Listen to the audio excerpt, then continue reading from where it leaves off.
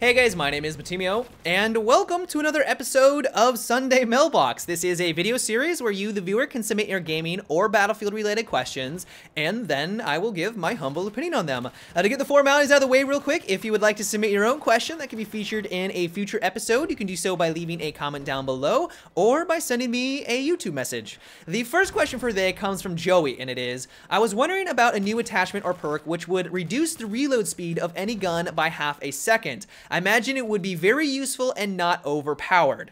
So I hear this question pop up all the time because it does sound very appealing. The idea of having a specialization in the game that would allow you to reload your weapon faster sounds fantastic. The problem I have with it though is that if DICE decided to do this, it would be extremely powerful, and a lot of people would gravitate on over towards the field upgrade path that had that upgrade because it would give you a leg up on your opponents. The way that DICE went about balancing the field upgrade paths is that while they are upgrades, they're more luxury upgrades. You get a couple of extra magazines, you get a couple extra mines that you can place down on the ground, you can run a little bit faster, but it usually doesn't affect individual firefights. But if you had a field upgrade path or a specialization that would allow you to reload faster, there are a lot of times where having like a half second off of your reload would mean the difference between life and death, and there are not a lot of field upgrades in the game right now that I can think of that gives you that kind of power in the game.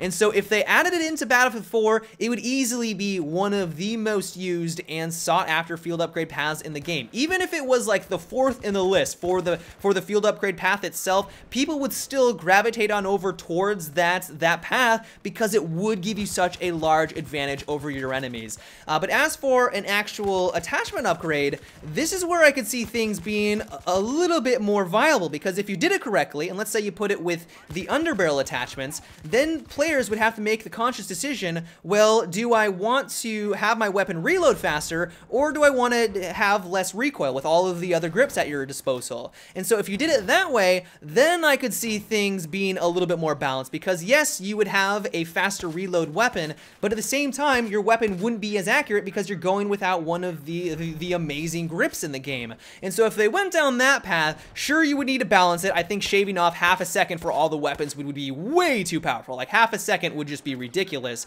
But if they adjusted it based off of each of the weapon or made it percentage based, then I could see this being a viable option and not blatantly overpowered. The next question is, what are your thoughts on Titanfall? And more precisely, do you think it's going to be good for the long run as Battlefield games are, or is it going to get repetitive after a while? Now, at least for me, I had a blast with the Titanfall beta. I thought it was fantastic, I had a lot of fun, and so I cannot wait for the launch of this game.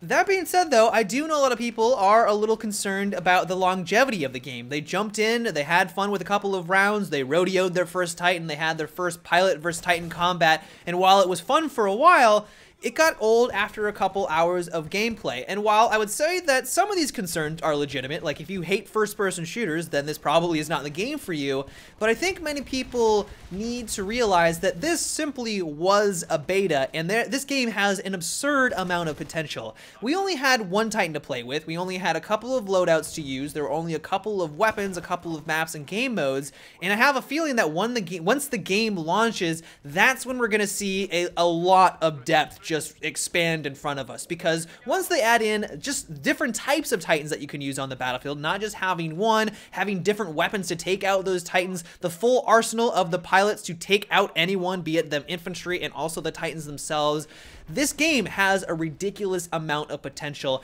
and so I honestly cannot wait to see how it ends up once the game launches. That being said though, it could be a massive flop. It could be a disaster of a first-person shooter. The beta itself could have been a poor representation of what we were actually going to get when the game launches, and so honestly, I would not go out and pre-order this game, and really, you shouldn't be pre-ordering any game at this point. I know that many developers out there or publishers like to give incentives for pre-ordering games, but honestly, wait until Titanfall launches before you make a decision. Like, all this potential, it sounds amazing, and I have a feeling that this game is going to be one of the best first-person shooters of 2014, but it could be a massive flop. Like, the beta itself could be a poor representation of what the final build is, and so wait until March, I think, 11th or 13th, I can't remember off the top of my head, when Titanfall Titanfall launches, wait for people to play the game for themselves, game critics and stuff like that. Let them have their review, let them know why you would want to buy this or why you would not want to buy it, and then make your decision. I'm holding on to hope that this is going to be one of the best first-person shooters that we've had in recent years.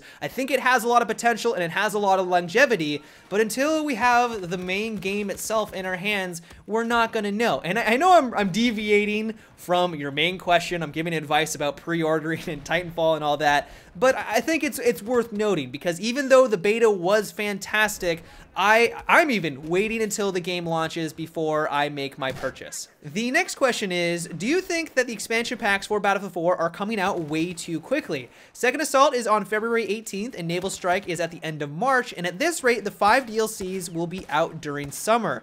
Do you think there will be a new Battlefield late of 2014? I don't think that there is going to be a new Battlefield in 2014. That would be pretty surprising. But as for your concerns about the DLCs coming out too quickly, I wouldn't worry too much, and I honestly think that this is going to be a one-time deal because while it appears that Naval Strike is coming out very quickly, right after Second Assault, that's only based off PC and PlayStation 4 users because for us, it's only about a month and a half. But for Xbox One users, that gap is a lot larger because Microsoft had a deal with DICE where if you purchased the Xbox One and you had Battlefield 4 Premium, then you were able to play on the Second Assault DLC basically on day one. So they've had this for a couple of months now. And if they extended Naval Strike based off the launch of the PlayStation and the PC release of Second Assault, that would mean that Xbox One users would have to wait a good 6 to 7 months before they ever got any new DLC content, and that doesn't sound very appealing or a good way to keep your player base happy, at least for that system. And so I have a feeling, I'm going out on a limb here, it's not a very long branch by any means, but once the Naval Strike DLC launches, it's probably going to go back to its normal schedule like it did with Battlefield 3, where every 3 to 4 months we'll get a new DLC content, and then that will extend the longevity of Battlefield 4. So I wouldn't worry too much, it's basically just a one-time deal.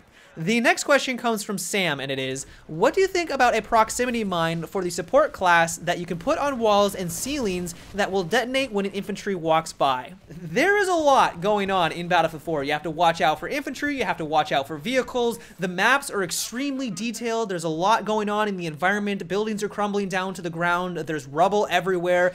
There's a lot you have to take in. Now imagine if there was a gadget in the game that you could place on a wall or place on a ceiling, much like a slam, and then anyone that walked by it, an infantry that walked by it, would detonate it and they would die instantaneously. That, at least for me, sounds infuriating. And honestly, I like what DICE has done to try and make stuff like the Claymore, which is basically what this is, but for walls and ceilings, a lot more visible. Because I don't know if you guys remember this, but back in Battlefield 3, the Claymore was a pretty big nuisance. It was very small, it was hard to detect it, it had those little red lines that notified you that it was there. But because so much is going on in a Battlefield game, like you have to fight infantry, you have to look out for tanks, things are flying around all over your screen. If it's not easy to see, you're not going to be able to pick it out. There's just so much detail and so much going on in these games. If you could place a explosive device on a wall or on top of a ceiling that could take out infantry units, it would get pretty annoying, and I have a feeling that a lot of people would complain. If it was something like the Claymore, what they've done now, where it jets out and launches a bunch of lines or wires that you can trip, and it's very easy for the enemy to know it's there, then sure, but honestly, it's basically just a Claymore at that point, and so why even have it in the game? So no, solid suggestion. I know that some people would find this very appealing, but I think most Battlefielders out there would not want this in the game. But yeah, that is about it for today's Sunday Mailbox. I hope you guys enjoyed. Once again, if you would like to submit your own question, you can do so by leaving a comment down below or by sending me a YouTube message. But until tomorrow, have a good one and take it easy.